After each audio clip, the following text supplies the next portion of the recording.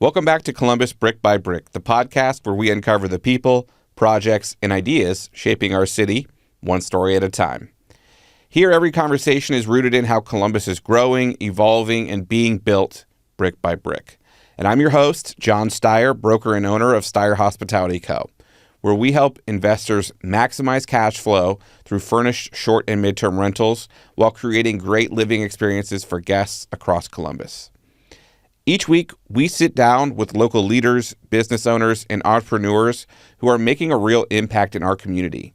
And today's guest is bringing a unique perspective to the real estate space that every homeowner, investor, and agent should be paying attention to. I'm joined by Hailey Major, owner of HOMEstretch Columbus, a company that's transforming the way homes are prepared, positioned, and sold. Hailey operates right at the intersection of real estate strategy, renovation, and client experience. She's helping sellers unlock hidden value in their homes before they ever hit the market. And in this episode, we're diving into what really drives return on investment when it comes to pre-sale improvements, the biggest mistakes homeowners make before listing, and how to think strategically, not just aesthetically, about renovations. Hailey also shares what it's like stepping into business ownership, how she navigates decision-making in uncertain situations, and what she's seeing on the ground here in Columbus as buyer expectations continue to evolve. So if you're a homeowner thinking about selling, or if you're an investor looking to maximize value, or just someone curious about how great homes and great businesses are built in Columbus, this is an episode you won't want to miss.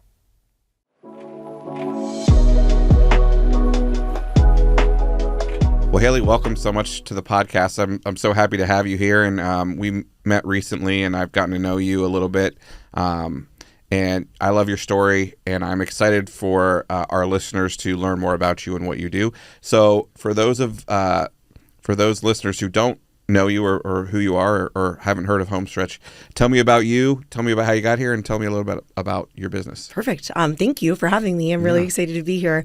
My name's Hailey Major, and my business is called HOMEstretch. Mm-hmm. And really kind of the short version of what we do is we are a single source of or a single point of contact, and we exist to help realtors and your sellers take the stress out of getting their home cosmetically ready to list.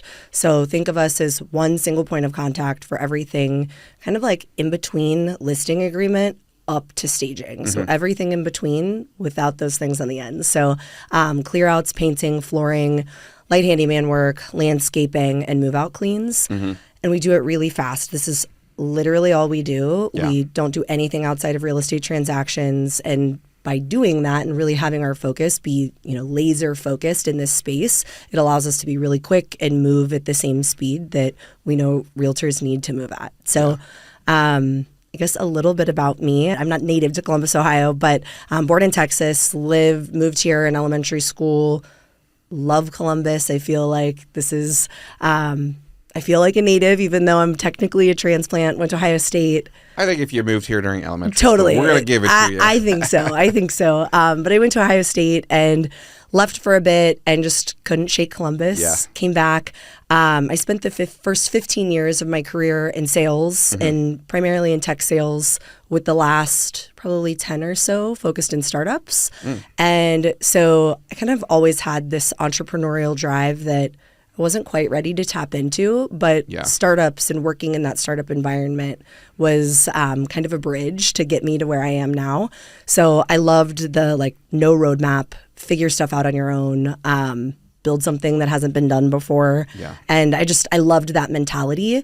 So, but I always had kind of this entrepreneurship thing in the back of my mind. And the more and more that I was building businesses for other people, it just kind of kept creeping closer and closer to the front. And then it just became kind of this nagging thought every day of, why am I not doing something on my own? So HOMEstretch is actually a franchise business model. And I was approached by a franchise broker kind of at the same time that I was starting to think through some ideas of something that I might want to start from scratch.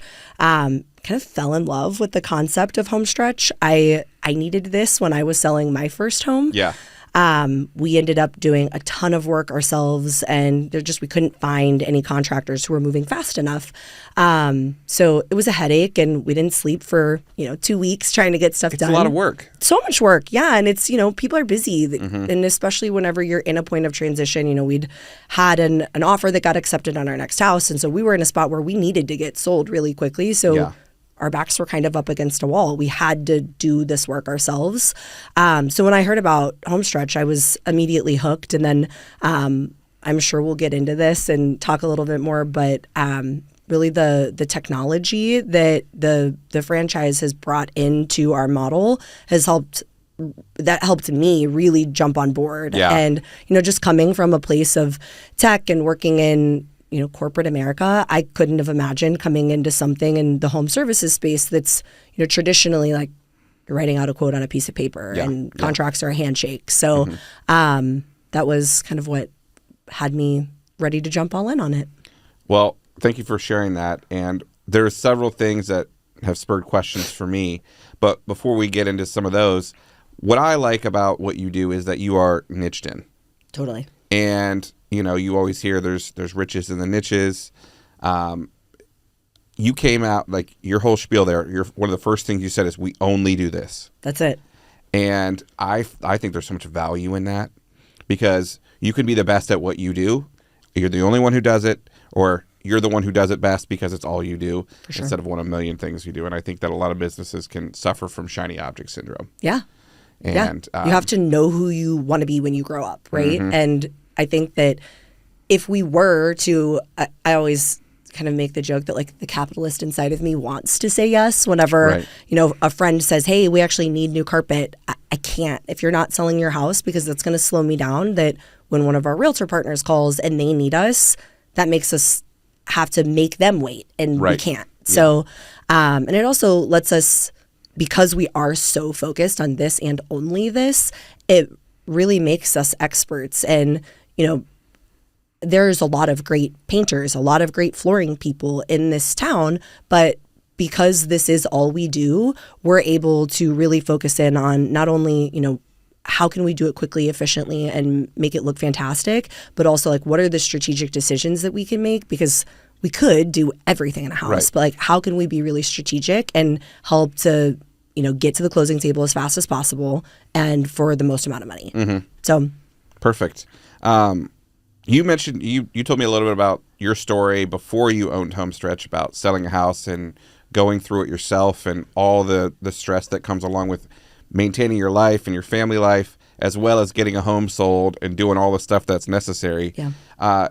Do you have a story that you could share with us, maybe a client story that you were able to help them succeed in getting their home sold when they were going through all that, and maybe they didn't have to do it themselves because they hired you? Yeah, I think that there's a few like very common scenarios that we'll work in, right? So people, moving from their starter home to their forever home, people downsizing, folks moving. Those are kind of the happy end of the spectrum. Yeah. And then we also have the ones that are more of a bummer. We've got divorce and death. We do a lot of those. So in either scenario, if it's on kind of the happy end or the bummer end, there's a lot going on and people are super, super stressed. So I could tell you a million different stories that fall into each of those categories. But I think that one that we've seen a lot of this year so far, oddly enough, is a scenario where, a home is sitting listed on the market and it's getting, folks are coming through and you've got lots of buyers entering the home, but either no offers or no really serious offers. Yeah. And being stuck in this spot of what do I do? Do I take another price cut? Do I take another price cut? Or do we, change direction entirely and just stay in the home? Sometimes that's not an option. We had 2 this year and one that we're actually actively in right now. The 2 that we've already done one was sitting on the market for 3 months, one sitting on the market for 6 months, and then this one actually has been sitting on the market for 9 months. Wow. And just no real serious offers and a lot of buyer feedback that's actionable, but hard to do on your own and hard whenever you're going through something else. Moving out of state, we have a divorce situation, and then, another more like estate situation as well. your hands are full and there's just not mental capacity, if not anything else, to be able to get the work done. So in all three of these scenarios, what actually happened was we have trusted realtor partners who brought us in. We went through buyer feedback, we walked through the home, and we figured out, with whatever the budget is that's in mind, if you're going to take a $20,000 price cut, let's take $15,000 and invest it into this home and get you to a point where you're actually getting really serious offers. So done a lot of kitchens and bathrooms. Those are, make sense. Those are some of the biggest areas. Bread and butter. It is. Yeah. So, and both of them that we have already done were kitchens. The one that we're in now is kind of a lot of other things as well. But came in, updated kitchens, updated bathrooms. We're not talking about gutting down to the bones. We're talking about really strategic improvements. So painting cabinets, in one case, replacing countertops. Just granite was kind of the gold standard in the neighborhood, and they had Formica.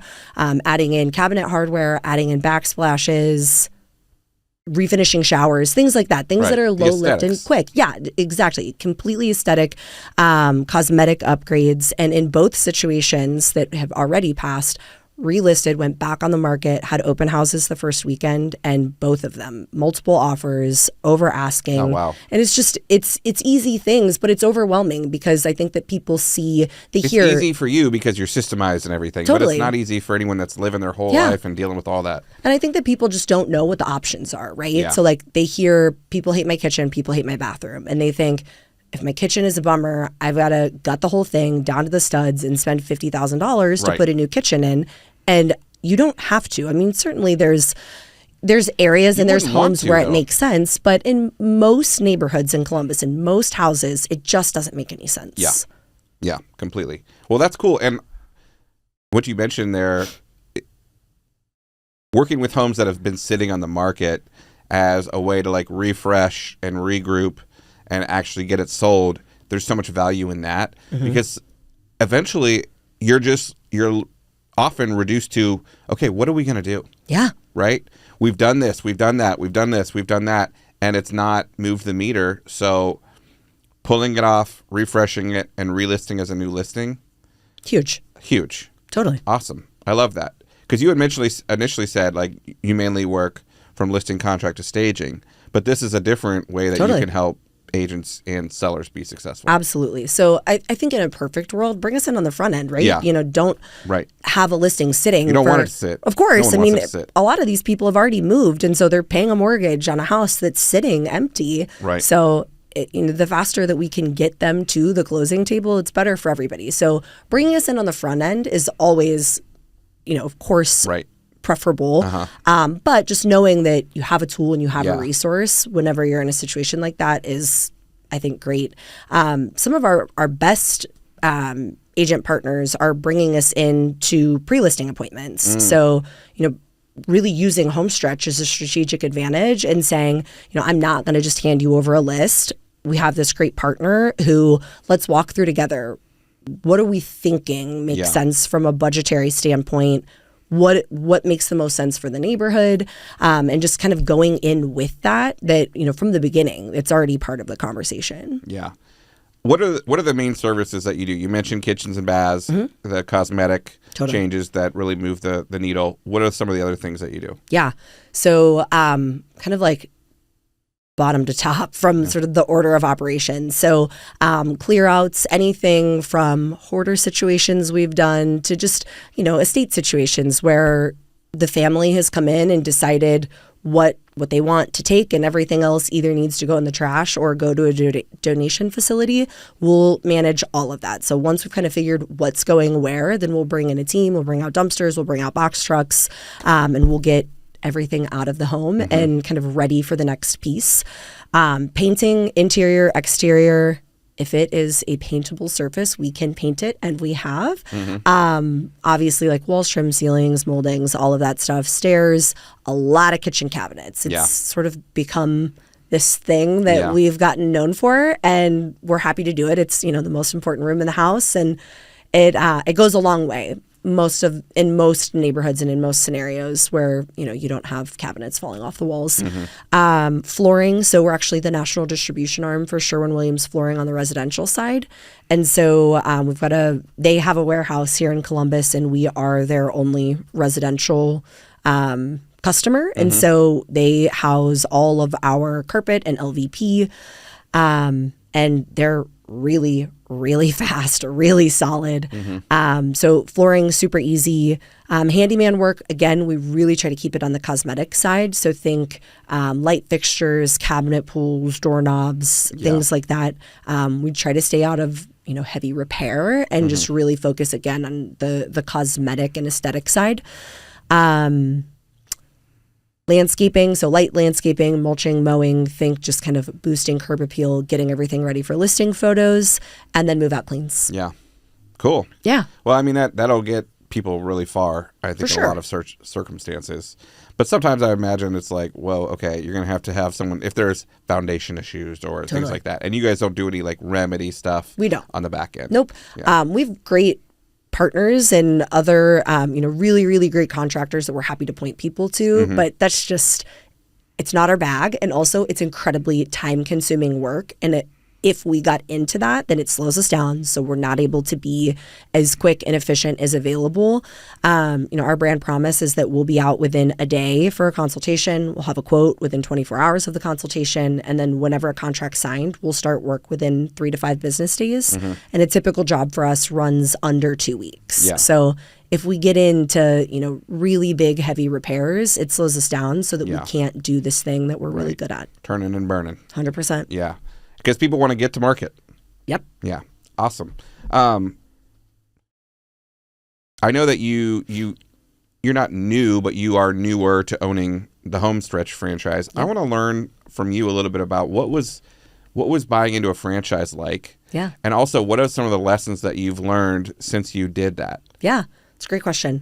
The process was really interesting. I think that there's, tons of different ways that you can get into it. We were actually approached by a franchise broker, and the company that we used was phenomenal. It felt kind of like a matchmaking service. Oh, interesting. So sort of filled out like this profile on ourselves, what we were interested in, what our backgrounds were. I'm saying my husband is a silent partner. He is in a W-2 role outside of HOMEstretch, but is definitely my business partner through and through. Yeah. He does. That's part of being married to an entrepreneur. That's part of it. So he has heard and learned a lot about this space.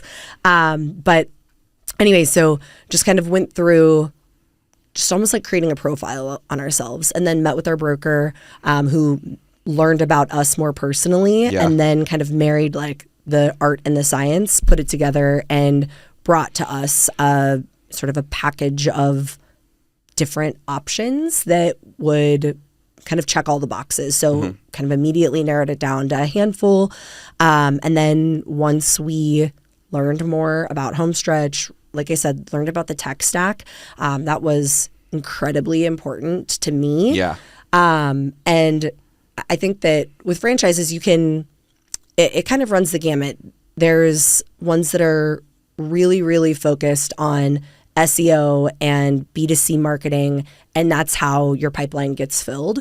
For me, it was really important to find a business model where the work I put in that's where I'm going to see You're building the outcomes, relationships. right? So, and I come from a sales background, so I want to be able to do that, and I don't want to be reliant on, if the CMO of a franchise organization leaves and then the SEO tanks. Yeah. Like you lose all control. Right. So I really, really liked that even though we are part of a franchise, we're locally owned and operated, and it allows me to make critical and crucial decisions about my business and to be supported by the franchise on the back end. But being part of a franchise has been really great because it gives us a national presence and national buying power. So it gives us better pricing on product. It gives us the ability to bring in a really robust tech stack. Technology is so important for our realtor partners, and you guys show up with great tools and are incredibly professional. And so to bring someone in who can't match that is potentially detrimental to Could be your bad business, luck. right? Yeah. So, being able to bring kind of a fresh way of doing this pretty like just blue collar work, it has been, I think, really beneficial to our realtor partners, that it just kind of elevates their brand as we elevate ours. I don't And know you're that solving a problem for them too. for sure. You know? Absolutely. I think the biggest thing is that this is typically a realtor's least favorite part of their job, right? So it's a necessity, but it's just one of those things that you do because you have to. And so letting us take on the project management piece of it and getting, the crucial decisions made allows our realtor partners to free up time that they can go and reinvest in their business and grow their business. Yeah. So, it's been huge. You mentioned something just now about the crucial decisions. How are you, so when you're meeting with a home seller and maybe your realtor partners brought you in, how are you walking them through making those decisions and like maximizing ROI on the investment that they're putting into their property pre-sale? Yep. So I think that it is so important that we connect with the realtor ahead of the consultation so that we can really try to understand, like, what are the things that you're seeing? Because we work the entire Columbus market, right? So there's so many nuances between, even neighborhoods within the same suburb or area of town. So really kind of leaning on our realtor partners to have a great understanding about, like, what do comps look like in the area, and if they can arm us with some of that, then we can come in and we can say, okay, so here's the things that everyone else has that you don't, and then let's talk about how we can kind of strategically implement these based on your budget or whatever the scenario is. So one of the hurdles whenever we get into homes is that sort of two things. So one, I think that sometimes sellers get, not sometimes, all the time, sellers get, there's attached, right? There's something there. So if it's, there's emotions. Yeah, involved. of course. It's, I'm coming in and saying that I want to paint the inside of the closet door that has their kid's height chart on it. And I want to paint the mantle where their stockings hung. Like, it's hard to see past that. And so that's tough. And then the other piece is just really getting them to see that this is not them spending money on a house that they're not going to live in anymore, rather kind of reframing it as this is an investment into probably your largest asset. Yeah. So being able to come in and really talk about that our goal isn't to erase you and to erase your memories. Our goal is to neutralize the space and attract the largest buyer pool possible so that you have the highest potential to sell your home quickly and for top dollar. Yeah. And I imagine that can be helpful because it is tough to detach from this is your family home to, okay, this is an asset that you are now selling. Yep. And that is always a struggle. I think for agents, having someone helping with that, I could imagine is, well, it's helpful. Because I can come in and say that their baby's ugly, and you can say, Right. Hailey's it's like just good really cop, mean. bad cop. Yeah, almost. for sure. And, you are providing a service and the agent is providing a service and they're aligned but different. 100%. So I could see that being really helpful. So I'm sure you see a lot of trends. Are there any trends that you've noticed that buyers are, they're valuing versus what opinions of sellers maybe are misaligned in? Yeah, it's a great question.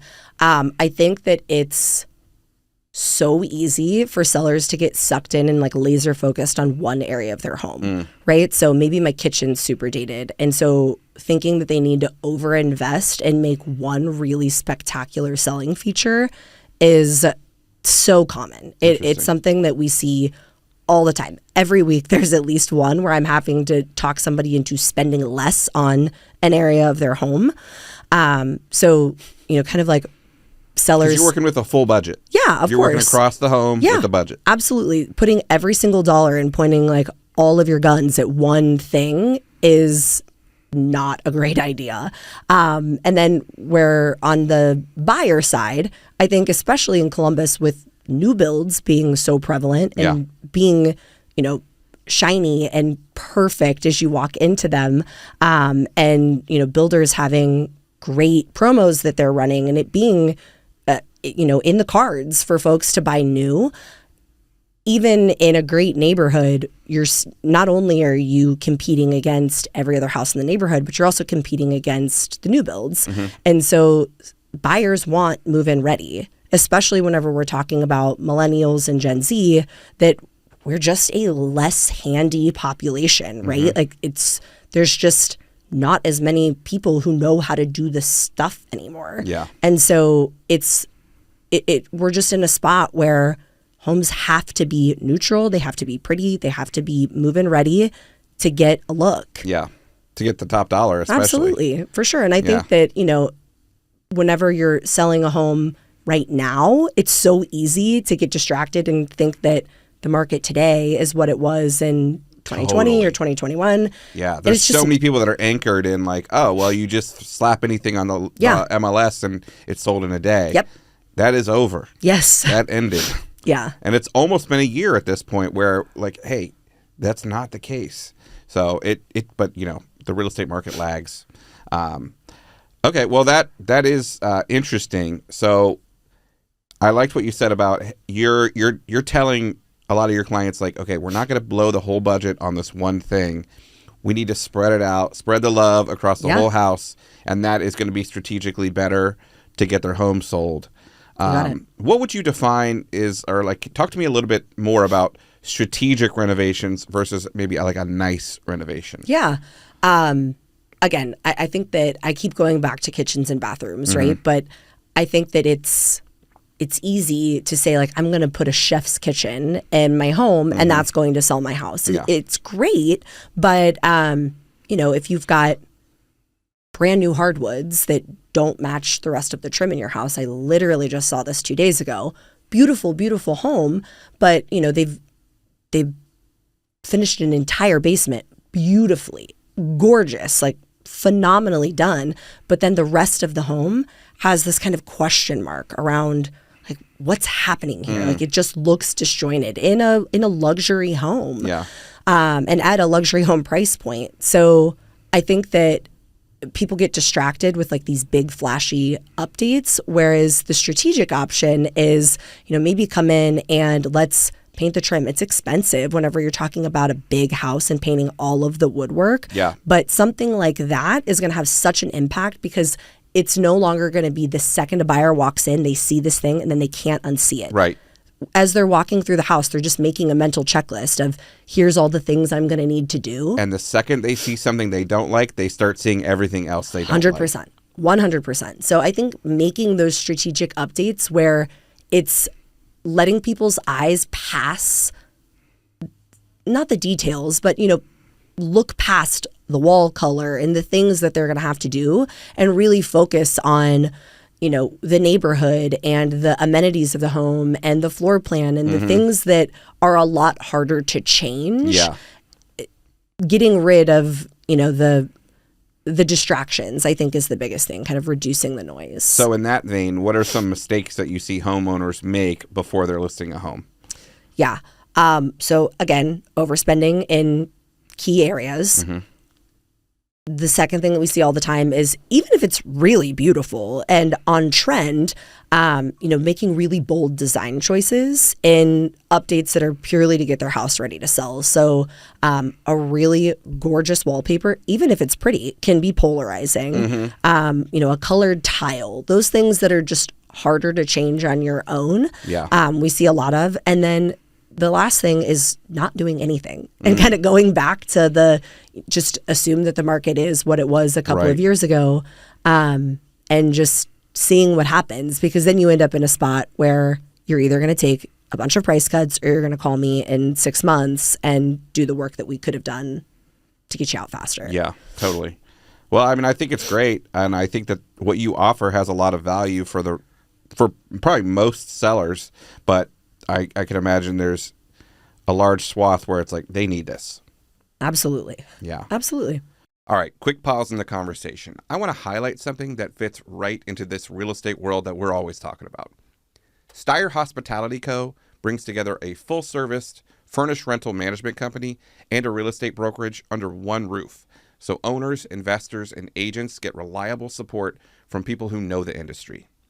Everything we do is built on real systems, trained staff, and the same level of oversight that I expect in my brokerage office. That gives owners a consistent process, steady communication, and a guest experience that feels intentional instead of reactive. If you own a property and feel like it could be performing better as a short or midterm rental, or you're spending too much time handling guests and unit turnovers, that is exactly where we can step in. We manage the entire operation so the property supports your goals rather than adding more stress to your week. And for the agents listening, we are a resource that you can plug directly into your business. If you have clients trying to keep their low interest rate on their current home while moving up, we can model the numbers and outline the strategy and run the property if they choose to convert it into a furnished rental. And if you have clients who need temporary housing during a transition, we can help place them quickly and keep the process smooth for everyone involved. If you want to see what your property could do in the short or midterm space, or you want a management partner you can rely on, head to StyreHospitalityCo.com, or you can reach out to me directly through the site and we can talk through your goals, run projections, and build a clear plan. Now let's get back to the conversation. Well, let's step back a little bit, open the curtain. You have a unique model, and you will often front these improvements, or you work with a third party who can help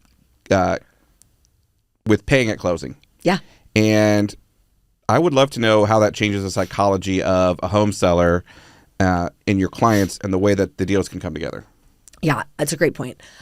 So yes, we do work with a third party financing company that has really been a game changer for us. So I think that when we're talking about updates that need to be made and we start getting into the cost, it makes people nervous. Totally. This stuff is not cheap. I mean, it's definitely significantly less expensive than doing a full renovation, doing these strategic updates, but it's expensive and people are typically in some... And it's already costly to move and all the stuff. Exactly. So I think that starts to shut people's brains down and almost just kind of puts them at a point of tension where they're frozen because they don't have another option. And so once we start talking about being able to pay at close and having a really minimal interest rate that they're going to be paying on that, that sort of gives them an opportunity to detach themselves from this point of fear and really start thinking about what is a smart investment to make in my home. So we have two different financing partners. My favorite is a pay-at-close line of credit, and it allows homeowners to pay nothing until they get to the closing table up to 12 months. They accrue about 1% of interest a month from the time that they sign their agreement until their home closes. So typically we're talking 60 to 90 days, sometimes less. And so accruing 2 to 3% interest, it's cheaper than putting it on a credit card. Yeah. So that has been a huge game changer in our business since introducing that. One thing you told me about that I liked as well is that it's not it's a line of credit, so it's not just the amount they need to pay for your services. If there's anything else they need to pay for to get the home sold, there is funds available. Potentially. Yep. So depending on kind of what they get approved for, after our project wraps, any dollars that are left over, they can use on absolutely anything in order to get their home listed. So God forbid something comes back during inspection and they've got remedies that they need to take care of, they can use those funds to get those services done. It can be anything even as small as I need to board my dog whenever we have folks coming through the home. You can use this line of credit for that. So just a really great option. Use it for moving, any of those expenses to get your home ready to sell. Yeah. Perfect. Very cool. I mean, that's got to be the deal breaker in a lot of situations. It is truly... Or not the deal breaker, the deal maker. Absolutely. Yeah, it is. It is just, like I said, it's been a complete game changer for us. Yeah. Cool. Is there anything that you see that is like the maximum return? And is there anything that is like just not worth it? Yeah. Things that aren't worth it. I mean, everything's neighborhood dependent, right? So for sure, like gut jobs on any room, unless you're in a situation where it's like physically crumbling and falling apart. That's a totally different situation. But in most homes, most cases, gutting a bathroom or a kitchen is a terrible idea. additions, depending, again, neighborhood dependent. Yeah. Like putting in a 3-season or 4-season room is great, but doing that versus You're doing that for you. Yeah, 100%. So that's huge. And then again, the things that we see the largest ROIs on, surprisingly, painting and flooring, especially whenever you're coming from, something super, super dated to something refreshed and new. And then project-wise, these kitchen updates are just insane. We actually did a kitchen update in Grandview recently that the listing price that they were planning on, they actually ended up increasing it somewhere in the neighborhood of $50,000 to $75,000. And I'm not saying that this is going to be every kitchen renovation. Yeah. It is neighborhood dependent, sure. And this one was insane. Right. So we came in, we knocked it out in I think a week and a half across a kitchen and a couple of other rooms. And again, house sold immediately. The first weekend it was on the market, sold over asking. And again, just walking into a home and seeing what it looks like kind of as is, and then seeing what it looks like when we're done. We oftentimes have realtors end up actually increasing the asking price after the work is done. Nice. So it's incredible what we can do with, in this case, this was a pretty big project. It was painting the cabinets, installing hardware, a ton of tile painting, which is wild that you can paint tile, but you can. But you can. Absolutely. And then countertops. Mm-hmm. So, again, everything is neighborhood dependent. I'm not saying that you should do that in every home across the city, but that's why you can bring us in and we can have that conversation to say, this makes sense here or this doesn't. Yeah. Perfect. Changing gears a little bit. One thing that I really like about doing this podcast is I get to have conversations with a lot of entrepreneurs. Yeah. And I love asking, because I'm an entrepreneur, I love asking questions of people because we all have our own journey. Yeah. So I'd love to ask you as a business owner, what are some lessons that you've learned? And for instance, when there's not a clear right answer, what are some tools that you have to help you make a decision? Yeah. I have probably a pretty bad answer on this. So I think that my background in startups has been a huge asset to me because, coming from a space where there's just no playbook. Like, you are inventing it as you're going. Completely. You are building the plane while you're flying it. Mm-hmm. That's just been huge for me, that I'm used to and I'm accustomed to not knowing and figuring things out. That being said, I also have several amazing mentors that have just been fantastic to bounce ideas off of. And then even outside of them, I have been so grateful and blessed by specifically the women in the realtor community in Columbus. It has been just incredible, just the way that that women have trusted us early and introduced us to other realtors and said our name in rooms that we weren't in, has just been insane. We're part of Women's Council, and it's just been such an incredible asset to us. Same thing with being part of Real Producers. Katie, I know she's been on your podcast, is amazing, and just again is somebody who will introduce you and, like I said, say your name in rooms you aren't in. Has been phenomenal. Yeah, that's great. Part of that is luck. Well, there is always some luck involved, but you have to have some luck, but it's not all luck. I mean, it's hard work, and it's putting in the hours, and it is hard to build a business. It is. It's so hard. Yeah. And you're right. There is some luck involved. I mean, there's timing and there's everything, but it's not everything. Yeah. It's not everything. I think that one of the things that was eye-opening or maybe surprising, and it shouldn't have been, this I think is just, ego gets in the way, is that, I came from a place where, my quota and my budget was millions of dollars a month. Yeah. And coming from that to growing something from the ground up, right? It's eye-opening. Yeah. Even, a great month and a great, early successes it takes time to remember that it's all relative. Yeah. And that, Rome wasn't built in a day, and this stuff takes time. Years. Yeah. Often. Yeah. Years. You said a couple of things that I want to highlight. The first one is the importance of mentorship.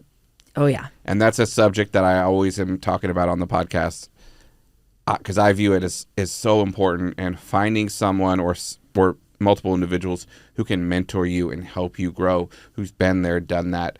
I'd love to hear a little bit about what that looks like for you. Yeah. So I have a handful of folks who I will tap into all the time. I have a former boss who's just awesome and so smart and absolutely nowhere near this industry. But we've built things and startups for years together. And so being able to call on him and pick his brain on, contract structure and negotiations and things that sometimes where I tend to second guess myself, just get kind of that unbiased third-party opinion has been crucial. Nice. I've got a handful of friends who are entrepreneurs, again, in areas so far away from this. Folks that own dental practices and, fitness studios and things that are, again, just far disconnected from what this is. But entrepreneurship is entrepreneurship, and owning your own business and building something from the ground up that has commonalities across industries. So that's been huge. And then just I have a killer family and friends that are just amazing and are great, ears to kind of bounce ideas off of. And again, just folks that I've met through this, and being able to just be really candid and say, like, I don't know about this. This is the first time I've experienced this. What does this mean? And really just kind of lean on their experience has been hugely beneficial. Love it. The second thing that you mentioned was the importance of relationships. And this is like, real estate is so relationship based, but there's also the transactional element. How do you find yourself balancing that and working through that? Yeah. So because technically we are a B2C company, right? Ultimately, we are working with a homeowner, but this is almost like a channel sale environment, right? So I'm building relationships with realtors that are going to bring us in as a trusted resource, 100%. So it's incredibly important, not only that we have a great relationship with the homeowners, but that we make sure that we're making our realtor partners look great. That's my ultimate goal, is to make sure that realtors who work with us are happy, their clients are happy, and that their clients who will ultimately view us as an extension of their realtor who brought us in, that we're checking all of those boxes for them. Ultimately, where we want to be is we want to be in a spot where we have such great relationships with our realtors that they don't think twice about bringing us in to, any job, any project, big or small. And we get to the spot where I talked about that, our best realtor partner, she brings us in on the front end before she even gets to a point of having a listing agreement signed. That's where we want to be with everyone. We want to be in sort of a spot where homestretch is a verb, and that if you walk into a house and it can't get listed the way it is, it's an immediate go to homestretch. And that doesn't happen overnight. Yeah. That's something that, you get a first opportunity one time. Yep. And you have one opportunity to do it right. And we want to make sure that every single time looks the same way.